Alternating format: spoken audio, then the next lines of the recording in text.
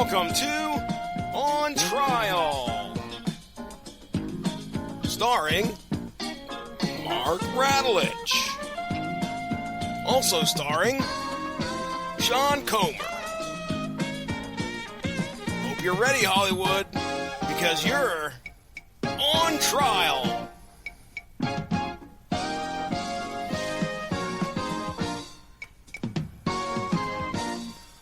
All rise. Court is now in session. The Honorable Judge Flannery O'Flanagan presiding. I'm your defense attorney for this evening's proceedings, Mr. Mark Radulich, your mandated reporter. And on the docket tonight is the 1999, like we're going to party, vigilante action thriller, The Boondock Saints, in honor of ye olde St. Patrick's Day. Shout out to the Dropkick Murphys. Joining us as your prosecuting attorney for this evening's proceedings is the one and only he, Sean, you're not. How do you do, sir? Much like a Subway sandwich that's been in the fridge for about 2 months, this has not aged well. So real quick, let's dig right into this. We had some changes in the schedule, not the least of which were but before the coronavirus, we had changes in the schedule, and it turns out we had an open date here the week of St. Patrick's, and so I was thinking Leprechaun. I had a few ideas in my head, but I'm like, I never let Sean pick anything because I have to plan things out a year and a half advance, and then God showed me and said, all the things you planned are gone. How about that? And I went, all right, God, you win. You and my wife. I get it. Stop planning shit. Or God will smite thee with a virus. My wife is nodding. God just wanted you to clearly give me a chance. God was like, stop planning things and let Sean pick a movie every once in a while. So fuck it. You got St. Patrick's week. So in these Mad Max times, what made you decide on the Boondock Saints? Just because I have this real thing, given the nature of our show, for occasionally wanting to take one of those movies that at some point or another, be it now or in the past, everybody, either past and present, was absolutely just blowing a big wet one in their pants for, and I just, for one reason or another, didn't get it. And this has kind of always been one of those movies for me, because the way I remember it was in college. This is one of those movies everybody was just utterly fanatical over. Like they had the black and white posters and whatnot up in their bedrooms, and they'd quote it, what precious little actually memorable dialogue there is in this thing. And then I finally saw it, and you know me, I've always had a thing for older action movies. Yeah. Myself. I just didn't get it. I just didn't get the appeal. I felt like it was just trying way too hard to be the coolest movie ever made. And just never got it. So I kind of welcome this chance to kind of say my piece, as succinct as it might be, about why, guys, take the rose-colored glasses off.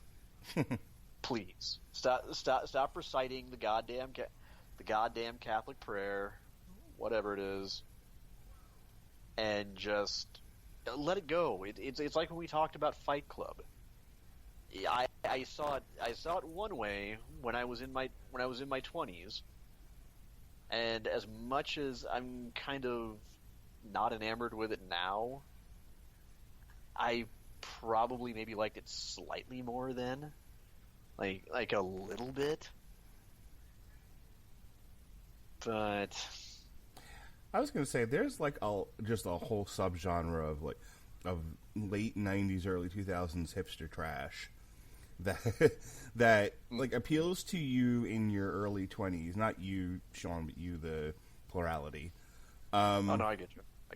And it's funny that the show is kind of taking some time to deal with some of these in turn and be like, nope, they're not as good as all that. We were just, as they say, young, dumb, and full of cum, and we liked the dumb movies at the time. But Well, shit. I got another one that I'll throw out for you if you ever want to tackle it. Because God knows we may want to set aside 2 hours and a whole lot of liquor for this one. Fucking Donnie Darko. Oh my God, I remember, just a quick aside. So I saw that as a re-release in the theaters. I remember there was like one weekend where we went to the theater 4 times. We went Friday night, we went twice on Saturday, and then we went on Sunday, me and my buddy. You know, and it was me and him as the core, and then different people each time to the movies went to go see different things. And one of those things that we saw was this re-releasing in a small New York City theater for Donnie Darko. And he was kind of elbowing me. He was like, "This is the shit, dude. This is the movie right here." This was like Donnie Darko and Run Lola Run. That was what everybody was watching at the time, and it was like you were cooler than Jesus if you watched them. And I remember sitting there watching Donnie Darko, going, "I don't fucking get this. I don't understand why you like it. What the hell is this?" It's just, and I give it some credit for the following reasons. Number one, it was the breakout movie for Jake and Maggie Gyllenhaal. Right. It threw some bigger name actors in there into the kind of roles where you ordinarily wouldn't have expected them, and they just knocked it right the fuck out of the park. Specifically, in particular, I'm thinking Drew Barrymore and the late Patrick Swayze. Mm-hmm. This was also Jenna Malone's first big feature as well. So I give it some credit for that. It did introduce me to the glorious Gary Jules cover of Mad World. Yes. But other than that, there's not a whole lot I can really say about it other than maybe some kind of nice film craft.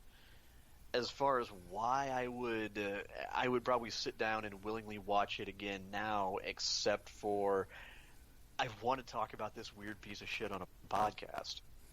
Yeah, it definitely strikes me as one of those movies that the film craft is fascinating.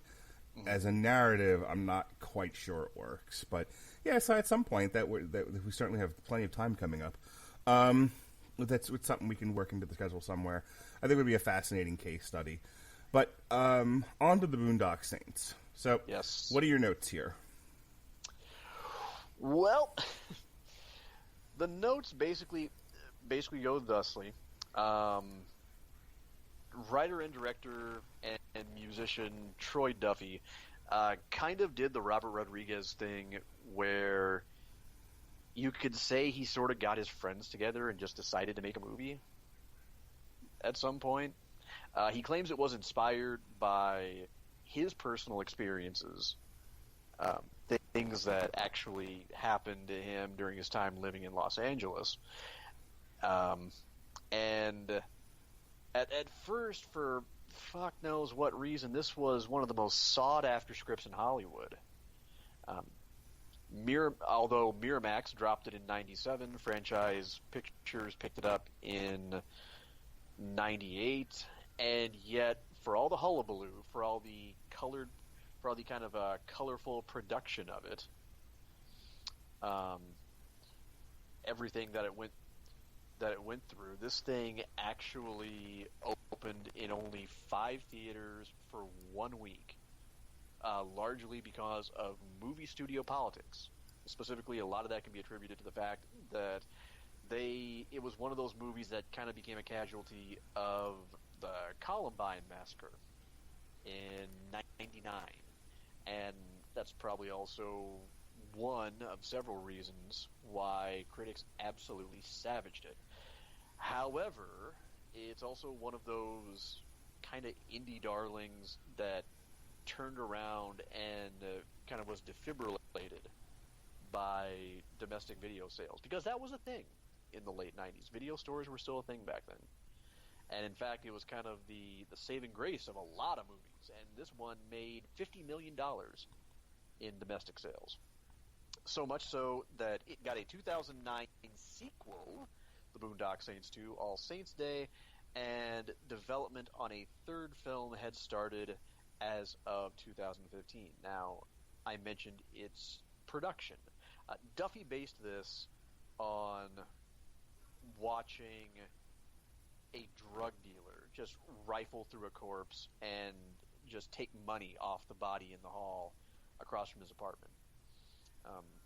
And at the time, Duffy was just a bartender and a bouncer. After writing the screenplay in '96, he passed it around. He got it passed around at New Line Cinema. It actually passed through multiple studios, and he was approached by a handful of producers wanting to secure the rights. Paramount got in touch with him in March of '97, offered him $500,000. Later that month, though, Miramax came out on top of the bidding war. Funny story, of course, Miramax would want it. This is the studio that championed Quentin Tarantino for many, many, many, many years, of course, including what would have to be considered this movie's forefather, Reservoir Dogs. Surprisingly, they actually offered him less money. They offered him $450,000 to both write and directed it, to write and directed it. I make good English, but words are hard. The documentary Overnight actually showed that the script was worth about $300,000, and the studio originally gave him $15 million. Harvey Weinstein gave this man $15 million to make this movie. And also Duffy's band, The Brood, got to head up the soundtrack.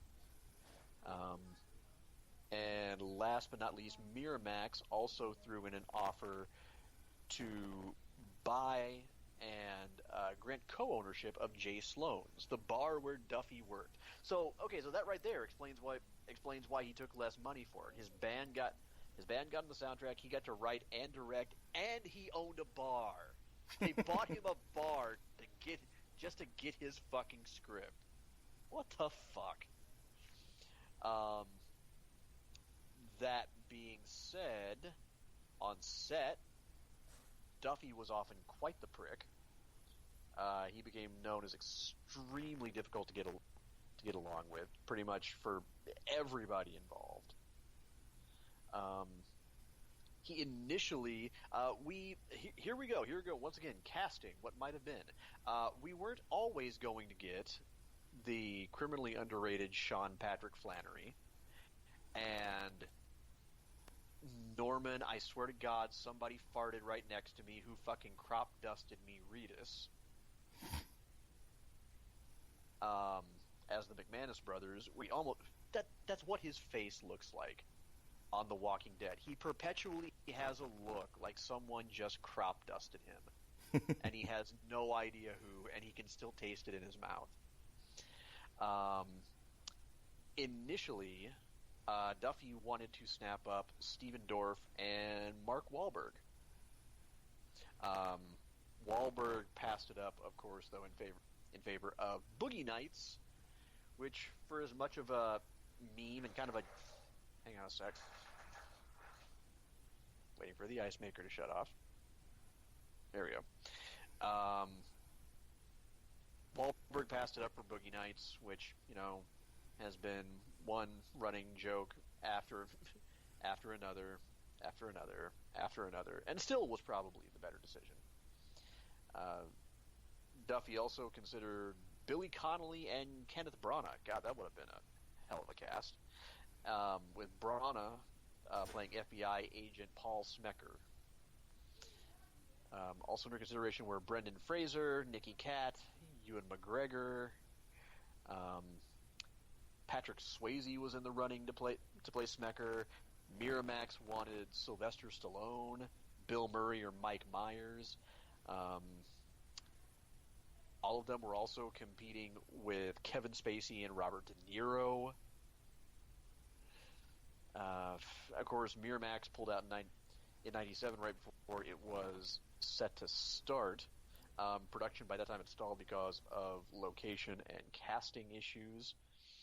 Duffy got to keep the $300,000, but Miramax did ask to be reimbursed the $150,000 director's fee and the $700,000 advance.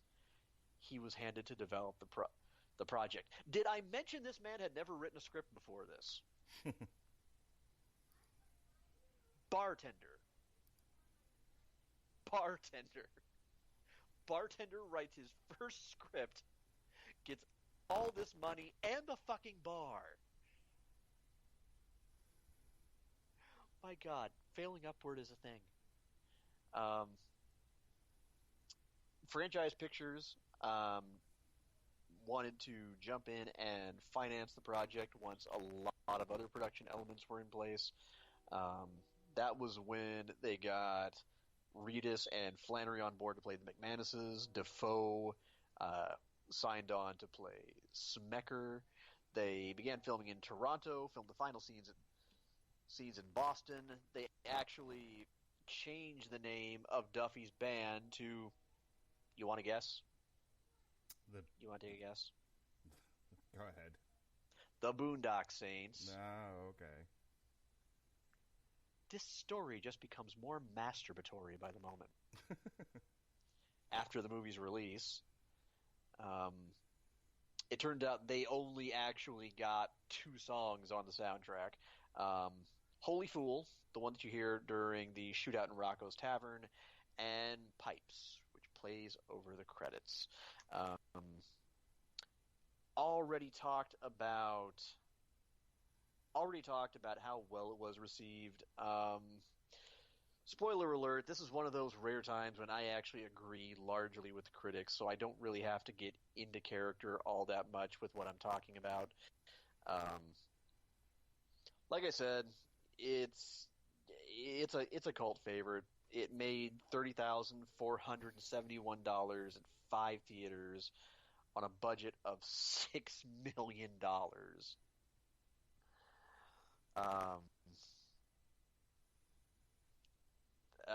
It got a sequel. I've never seen it. I have no desire to see it. And thankfully it didn't become a trilogy. All right. Quick plot synopsis on this thing, and then we'll start kicking it around. So we have 2 Irish-American twin brothers, Connor and Murphy McManus. And they're celebrating St. Patrick's Day. 3 Russian mobsters arrive at the bar, announce they want to close the pub and take it over. A brawl ensues, and the Russians are defeated and humiliated. The next morning, 2 of the Russians try to seek revenge, but they are killed in self-defense. This is where we meet Willem Dafoe. He's an FBI agent, and he's assigned to investigate this. The reporters see the McManus brothers as heroes. Out of fear for their lives, the duo turn themselves in at a police station, but they are not charged. It's a clear case of self-defense, we are told. And they spend the night in a jail cell just to, avoid attention from the media. At which point, much like the Blues Brothers, what is it with God giving callings to brothers? Blues, the McManus, this feels like a thing. They receive a call from God to tell them... The Dudleys. The Dudleys, yes. To hunt down wicked men so the innocent will flourish. So they resolve to get rid of all the evil men in Boston.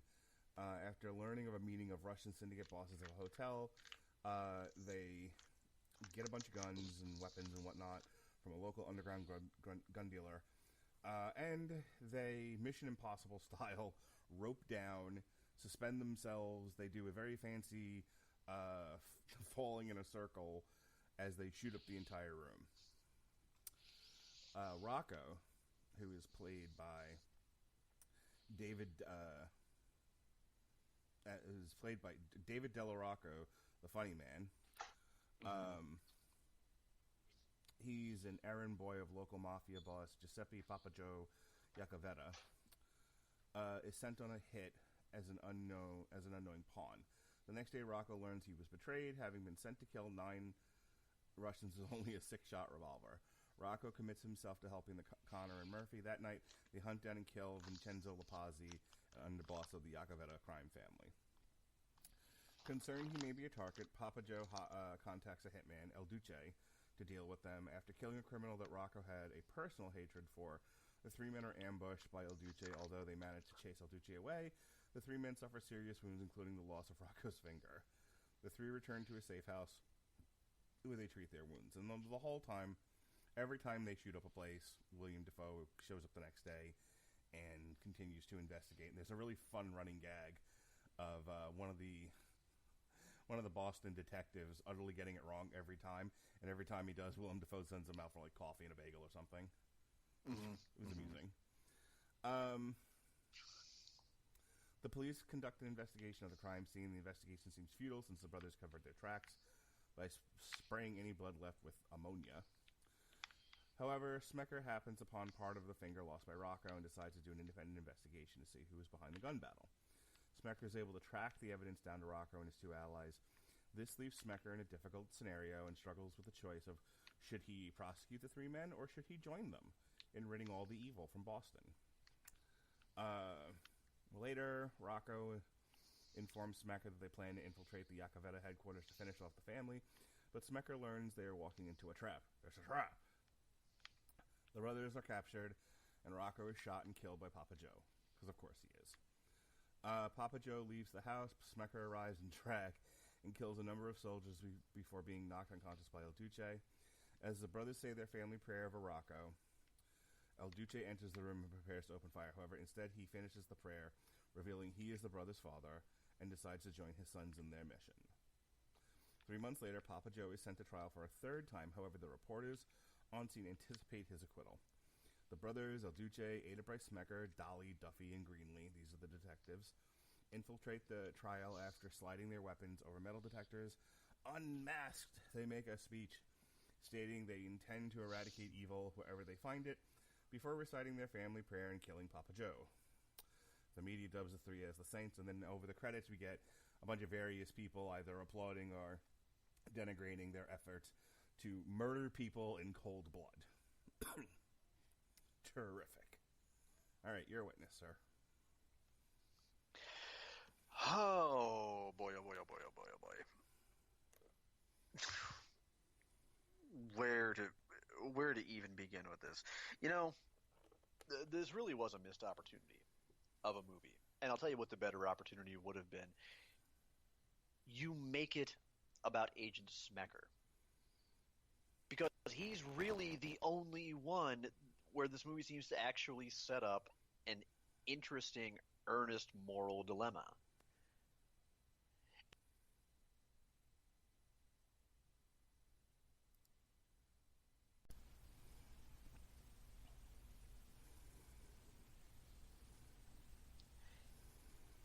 You know, if you watch this movie in the wrong state of mind, Mark, you want to know who you would almost swear had written and developed this entire thing?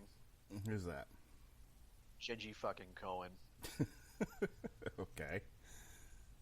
Because you have a bit player who becomes far and away the most dynamic, compelling glue of this entire story. And yet he's not the one marketed as the one we're supposed to care about. This is supposed to be all about the McManuses. This is supposed to be about the ruggedly handsome Irish edgelords in the long coat with the silly fucking ritual of saying some ornate prayer over their victims before they execute them, which, God, fucking ridiculous little tryhards. Just shoot them! Shoot them! Shoot them!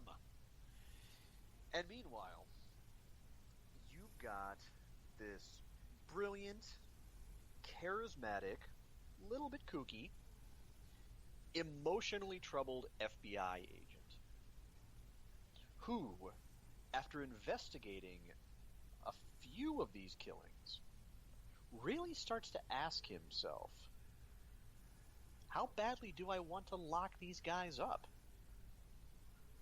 Matter of fact, do I want to incarcerate them or enable them? He's far, far more interesting, and yet, because this came out post-Matrix, circa Fight Club, whatever, we have to spend this entire virtually plotless movie focusing on the McManus brothers, who barely develop. They're almost entirely static throughout this entire thing. The scenery never changes. They're just there to pew pew and say cool shit. That's all. That's it. And yeah, I get it. Sometimes some movies manage to be thoroughly entertaining and memorable and lovable despite being seemingly nothing but one bombastic, bullet-riddled set piece after another. I could see some people, knowing my predilections and kind of knowing my favorites, sitting there going, but Sean, couldn't you practically masturbate for hours on end until your dick fell off watching the Mariachi trilogy? And the answer is yes. Yes, I could. Happily. But the difference being, in those movies, we actually have characters and a story and development that we're given reason to invest in. Even if some of the characters are a little bit stock, even if the plot is a little bit basic, something brings out notes of, sympathy for and allegiance to the Mariachi and Carolina and their friends who helped them out along the way. We have an actual arc. This movie barely has an arc. The biggest difference between this and a movie like Death Wish, which deals with similar themes, is that while both movies were rooted in real-life incidents or themes or debates in the public forum, Death Wish was a movie that sought to really bring forth the question of, you may initially root for this man, but is he really righteous? Is he really someone that we should be pulling for? Is the law his to take into his own hands? What should be the consequences of it? What becomes of Paul Kersey's humanity at the end of all this? Should we be rooting for him or for the detective who wants to stop him? How should we feel about the fact that the detective lets him go? Is an innocent eventually going to get caught in the crossfire, and all of a sudden the cost is going to become too great? And also, again, I'm going to keep coming back to it because it's arguably the most obnoxious part about the whole thing.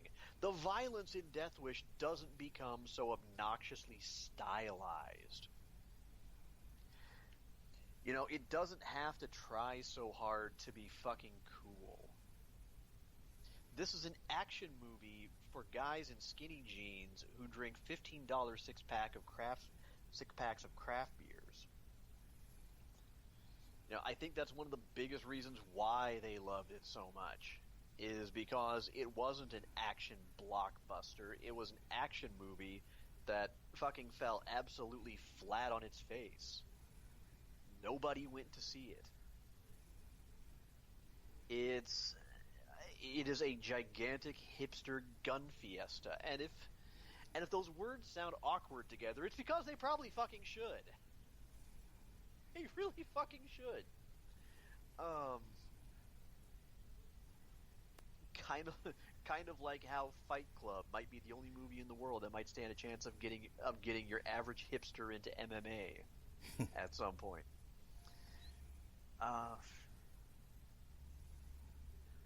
Just it's over the top, but it's not even over the top really in an innovative way. It's just kind of tiresome, and the worst part about it is, while I've never been the type who has looked at entertainment and blamed it for real world violent behavior, this is one of those movies that I would imagine there are probably a lot of yahoos who have Facebook and Twitter avatars shot in their car with dark sunglasses on, espousing a bunch of drivel about good guy with a gun.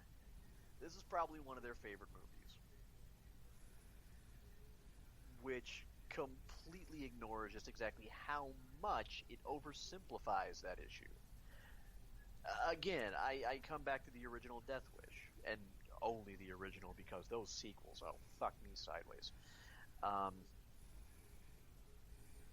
You watch that, and it actually kind of tries to raise the right questions.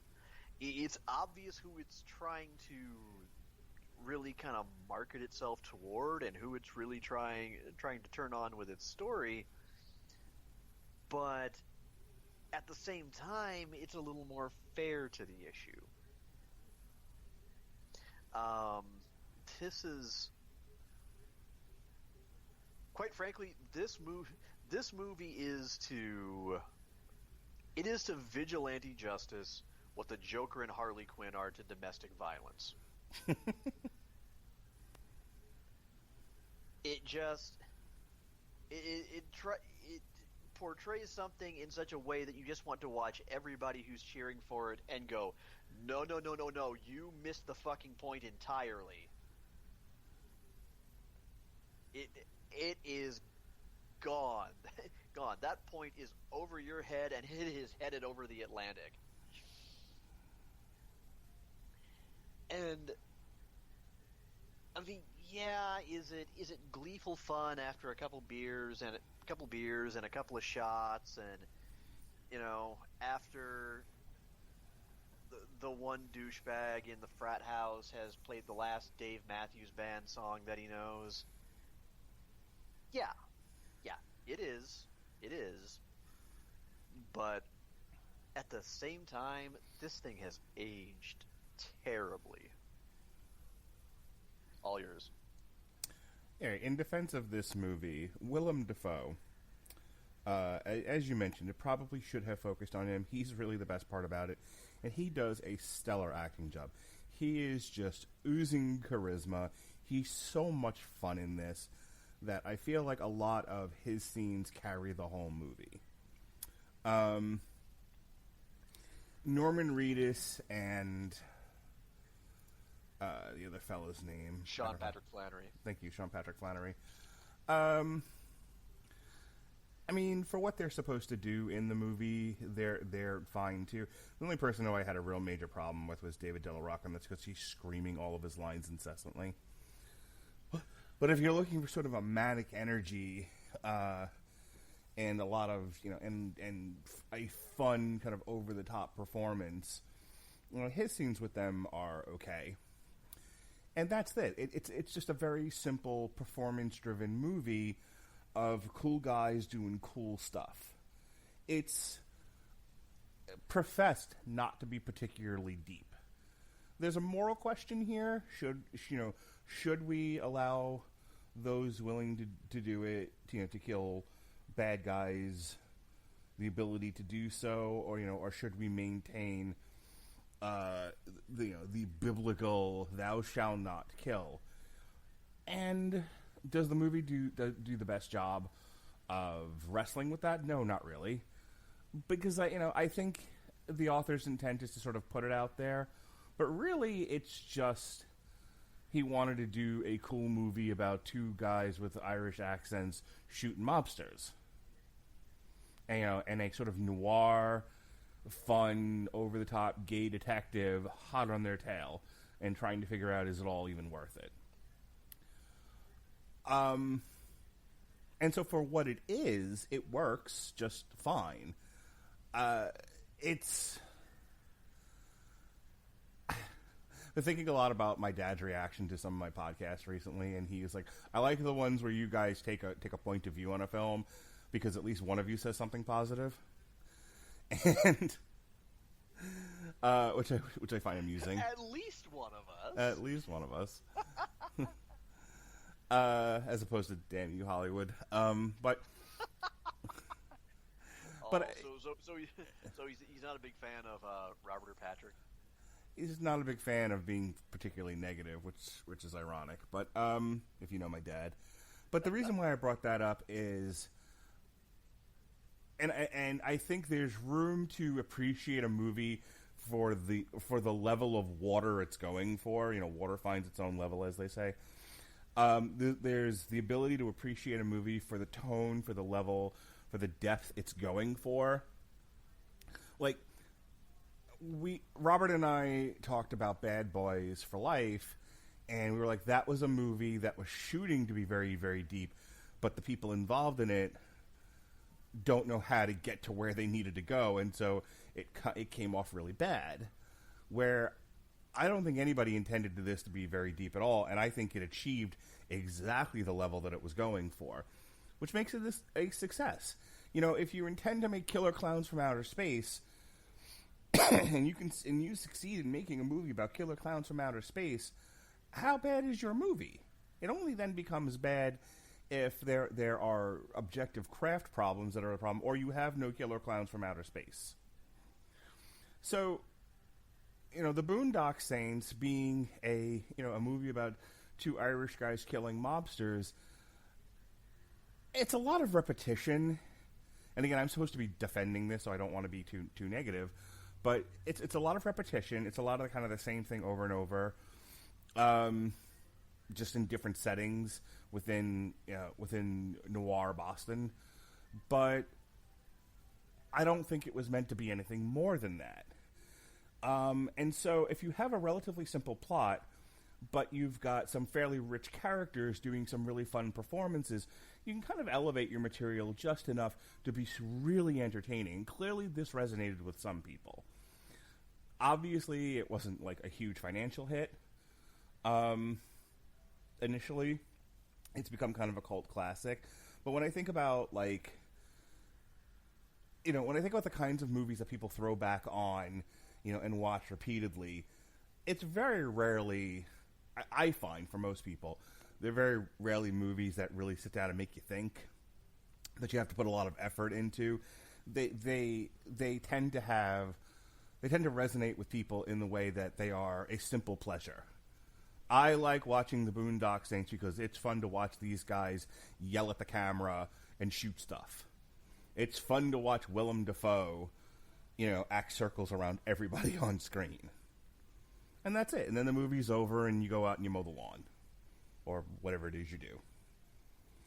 So, I don't want to belabor the point. I'll kick it back to Sean for his final word on this. But I think the movie is perfectly serviceable. I think it achieves its end goal. I think it's elevated by its performances. And for the 108 minutes this thing goes, I think it's wonderfully entertaining. Sean? I mean, yes, it achieved its end goals. It became what Troy Duffy intended it to be. But here's the problem. While there's nothing necessarily patently wrong with achieving its objectives, there's also the fact that in the process, something potentially even better emerged along the way, and you just shot right by it. You just ignored something. I mean, what you came up with was, a good pulpy shoot 'em up is good, but at the same time, you have kind of the potential lightning in a bottle of the right guy playing the right character that makes for something that could be so much better. You're just like, nah, more guys saying cool stuff before they bang bang. No, no, no, no. You are fucking you. You are Vince McMahon having an awesome monster versus monster dynamic between Brock Lesnar and Samoa Joe, and instead of building toward that on the way to WrestleMania, you decide Roman. But Vince, have you seen the promos? He said, "No, Roman, Roman." Okay, but what about this But what about this Braun Strowman guy? The crowd's rabid for this guy. He could be our new Stone Cold. He could be a Roman. This is just what they diverted to, and it blows my mind that this is what they settled for. And yet it still stands out as another example of Willem Dafoe just makes everything better. You know, he is chocolate syrup. He is Tabasco sauce. I'm sorry. He is when he's in the bed with the one guy, and the guy is saying something to him. He's like, "Well, I just wanted to." He's like, "What's wrong with you?" Like, "I just wanted to cuddle." And William Dafoe looks up and is like, oh, "What a fag!" You know what? Died laughing. And you know what? Yes. Despite that, I even like the fact that they have here in the late '90s, the land of the unfortunate LGBT stereotypes. You have an openly gay character who isn't played up as a joke butt, right? For his sexual orientation, and turned into just one big stock minstrel show.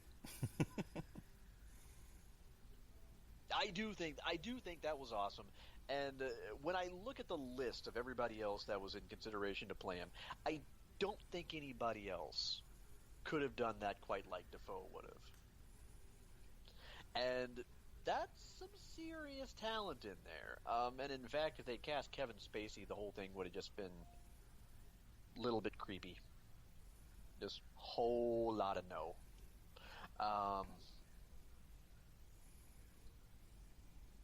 But it's such an example of settling. It's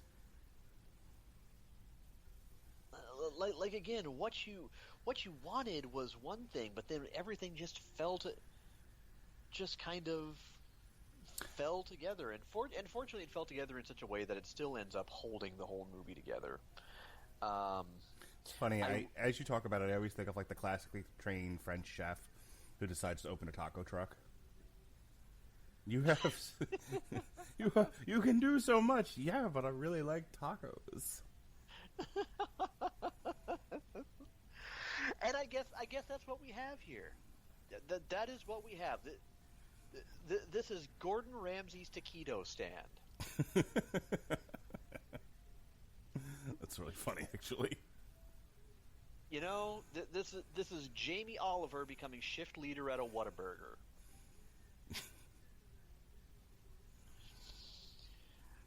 But then again, I guess I don't know. If you like this movie, I guess you should be happy it got made at all. Given the hilarious story of what went down surrounding it. I mean, what can you say? It's just all style and no substance, and it's in that regard it kind of lives up to the legacy of Reservoir Dogs. I don't know. No, I don't compare it to Reservoir Dogs. I was not in quality, mm-hmm. but in the sense of it's one of those movies that you look at anybody who is absolutely fanatical about that one, and you can just kind of guess. I bet you really like Boondock Saints, don't you? Jesse and I were talking on Tuesday. We reviewed Bloodshot, the last movie ever to be seen in theaters. And before the theaters all died due to the Black Plague. This is the story I'm going with, by the way. Anyway, we were talking about, like, the craft of Bloodshot, and I was like, if you're looking for, use the word pulpy before, if you're looking for, like, pulpy, B-level action sci-fi, Bloodshot works just fine. It doesn't really rise above that level, but it works within that milieu. And I was comparing it to, like, X versus Sever, where, again, it's just an excuse to shoot reel of two people shooting guns. Well, And there has to be something about the 90-minute shoot 'em up that appeals to at least a certain segment of the population, because we keep doing it. okay, well, here's the bigger difference, and this is a quote that I can never find the exact documentation of it. I read it in an article about the history of action movies in Playboy, which unfortunately I lost that issue ages and ages ago. But this always stuck out in my mind. It was one from Lee Marvin in an interview he conducted just many moons ago, in which he kind of explained his era's approach to cinematic violence in the 60s and 70s as compared to what had kind of become of it. And that was the idea that in his day, the philosophy was, if you were going to depict a violent act, you did what you had to make it so real and so grim and so intense that the average Joe would watch it, and while they'd be captivated by it, they would absolutely think twice, if not more, before ever trying to imitate it or idolize it. And instead, action movies have become kind of all about the iconic poses and the witty one-liners and the attitude and the panache behind it all. And this is emblematic of so much. Like I said, it's a couple of schmucks in trench coats. But it is the Matrix St. Patrick's Day parade. that's really funny. Actually, I'm going to steal that later. I was gonna steal Gordon. This is Gordon Ramsay's taquito stand, but this is the Matrix St. Patrick's Day parade. Oh, dude, it's a twofer. Take them both. Here's the last thing I'm going to say on this, and then you can have the final word, and then we're done. I think that's what people want, though. I think the average person. I think the filmmaker. I think it's the filmmaker needs to somehow find a deeper meaning. The film should say something, and it should say something despite the dumb action, because all most people want is the dumb action. When most people talk about what they liked about a movie, they talk about an action sequence. They talk about a cool thing that happened. And I think people would be perfectly happy with a diet of Twinkies in their movies. No, it's no good for you, and I think for the culture, I think that's not a great way to go at this. But then that's the difference between average schmuck in the street making a movie and a filmmaker. The filmmaker knows you want a Twinkie. The filmmaker's job, like a parent, is to get you to eat your vegetables because they're good for you, while sneaking it somewhere in the Twinkie that got you there in the first place. And so with this one, is there a moral dilemma here? Is there a question being asked of the audience? Is it a good thing to take the law into your own hands and kill the untouchable bad people? Maybe it is, maybe it isn't. That's probably the most damning thing I can say about this, other than I was bored by it, was it doesn't really answer that question. One of the characters eventually gets to that conclusion, but the filmmaker itself just sort of throws it out there and lets the audience sort of wrestle with it themselves, if they even bother.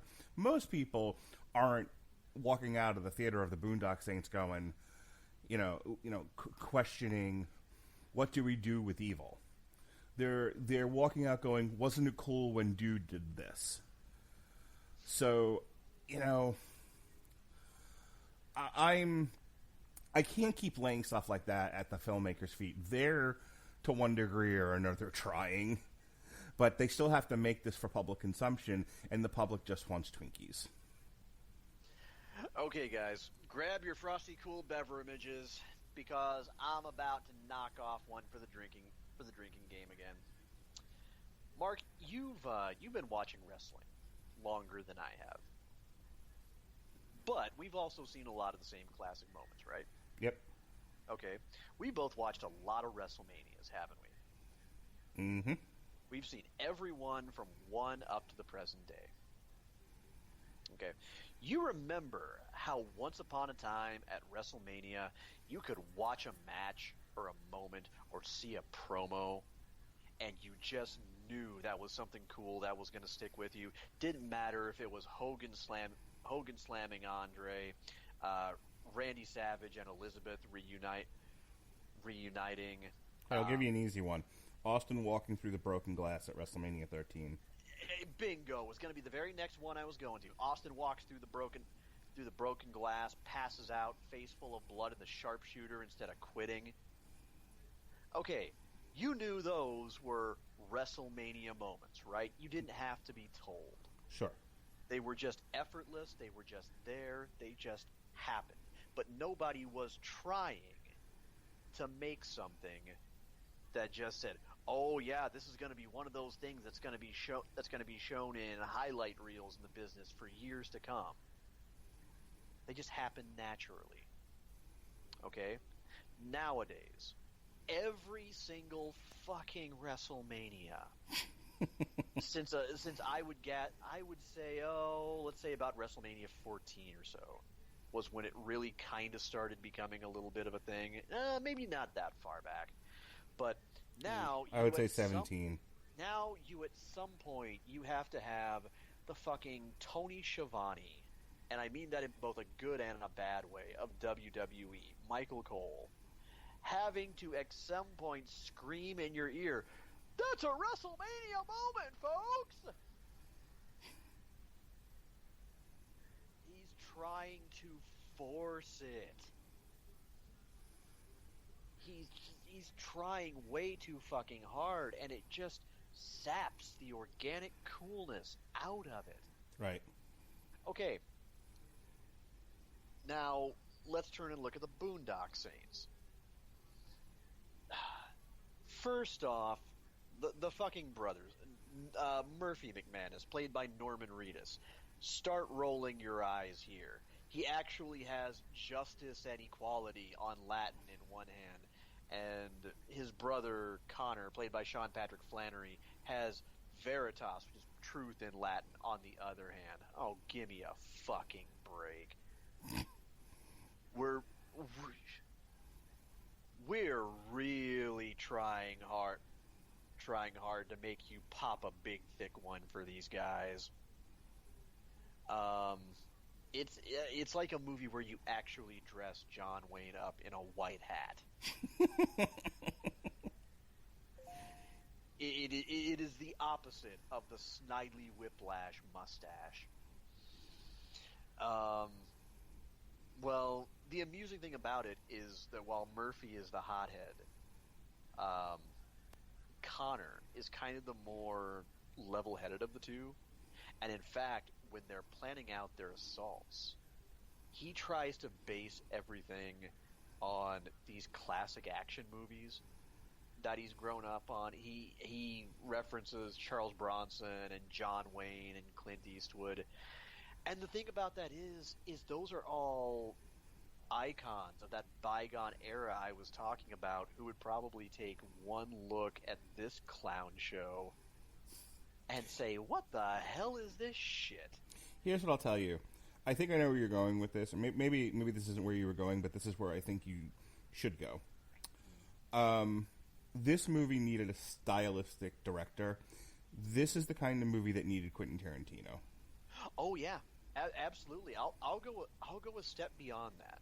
Okay, to bring the whole thing around even further, Eastwood, John Wayne, Charles Bronson, some of their most famous movies like Dirty Harry, True Grit, The Mechanic, Death Wish, in Bronson's case, the Dirty Dozen. Okay, those movies were all Austin walking over the broken glass. This movie, it's not even Roman Reigns, it's Rocky Maivia. It's trying to shove itself kind of down your throat as being cool. It's Becky Lynch. You know what? I wouldn't even go that far because Becky kind of got over beyond anybody's expectation, and then they just kind of started taking it a little bit too far. Well, you know what though? Maybe this is Roman. Because it's trying to carry itself off as being badass and being anti-establishment, and when really it's just kind of tiresome after a while. Well, that definitely is Becky Lynch. But the reason why I went with Becky Lynch is it's a movie that is trying to be cooler than Jesus, but doesn't know how to do it. But it's seen a lot of cooler than Jesus things, and so it's doing all those things. But it's kind of like the kid in school. This is really going to be the last word on this. It's kind of like the kid in school who's seen all the cool movies, listens to all the cool music, but is dorky and awkward, but is trying desperately to emulate all the cool things he's seen so that he'll be cool too. And without really understanding what made all that right. stuff cool in the first place. Yep. Yeah. Yeah. Troy Duffy, just everything he's trying to name drop and reference, it just feels from top to bottom like he entirely missed the fucking point. Like everything that the entire aesthetic of Quentin Tarantino's early movies, it was just him kind of writing a love letter to the stuff that he grew up digging. Yeah. But Quentin Tarantino always had a very cinematic style. Like his movies could have been the depth of a puddle, but he always had. He's one of the great directors because of his visual style, and he always made very interesting shots. Somebody made the comparison of AEW Dynamite from last night versus the way it was shot versus the last Raw Empty Arena show, the way it was shot, where it was flat, where they're playing to an audience that isn't there. Larry Zonka referred to it as it's hard to untrain the robots. It's like, something though that I've talked about. You have to know how to play to the theater, the stage you're playing on. So, like, if you're playing in a big stadium or an arena, you play bigger. If you're on a small community theater stage, or in a gym or something like that, you play smaller, you do things a little bit quicker, a little bit more dynamic. There's different ways to perform the same general things depending on how big your stage is, or to whether or not you have an audience. Well, allow me to add to that for a second.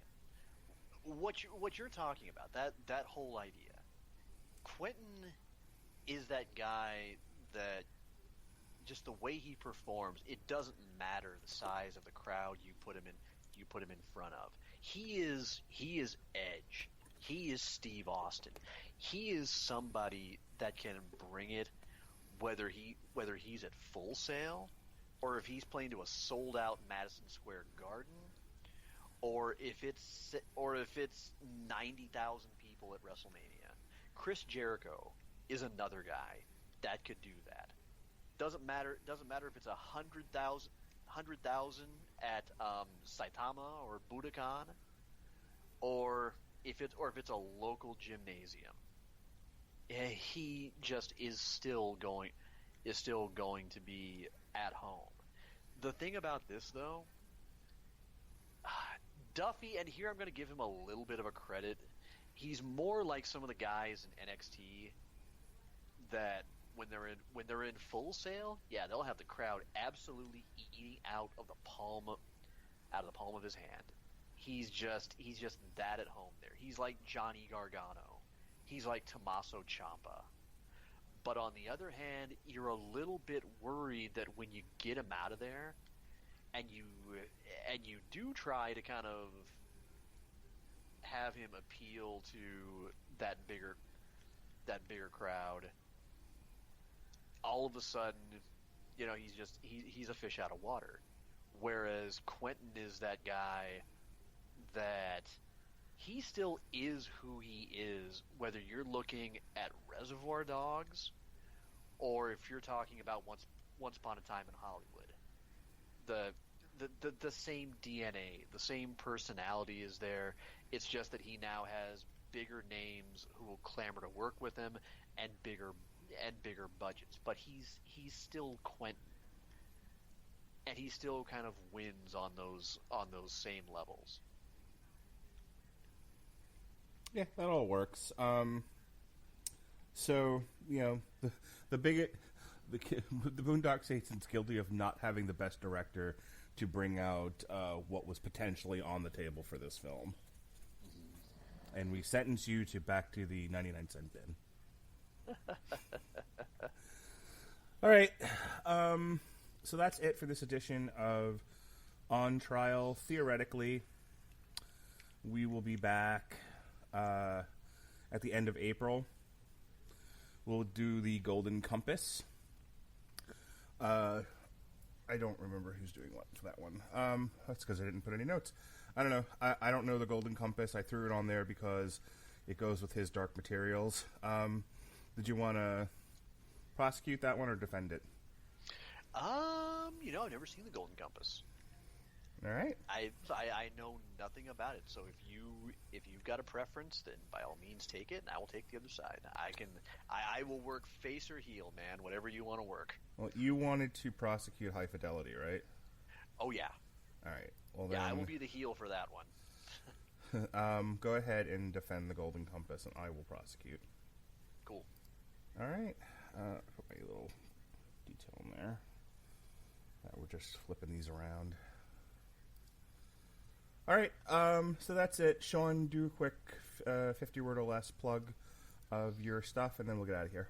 All right, guys. Thank you so much for joining us. I appreciate it. I love these podcasts, and Lord knows whether it's going to be the next 8 weeks, as I've heard, or possibly the next, possibly months beyond that. Lord knows, I think we are all going to need it. If you've been picking up what I've been laying down, you can find me on Twitter at Comer Codex. I'm usually ranting there at some point throughout the day. I may be the movie guy here, but I'm also a huge music nerd, and at heart, I consider myself kind of a gamer first. And to that end, I am also on Twitch these days, now virtually daily from 10 a.m. to 1 p.m. Central Time.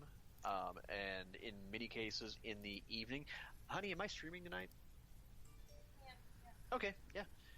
I'm going to be streaming tonight probably shortly after we get off here, which is going to be about 10 p.m. Central Time. I'm going to be playing probably a decent amount of ranked Overwatch for a few hours. It's usually what I'm going for, whether it's team practice or me just solo queuing. These days, that's about all I've got publicly. I do know, and I would actually appreciate your feedback on the socials about this. Andrew Graham proposed something I thought was kind of interesting.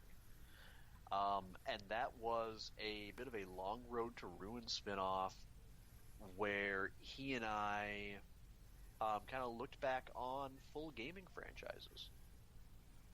So if that's something you guys would be interested in, we don't have very many gaming shows here on the network, although W2M has plenty of it, loads of gaming content. But our little family has never done it much.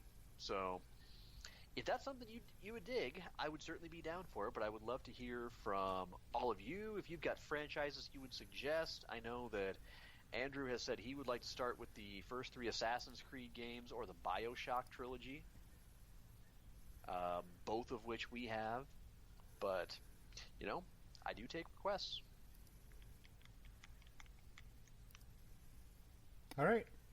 So thank you for joining us here for On Trial. Court is now in recess. Be well, be safe, and behave.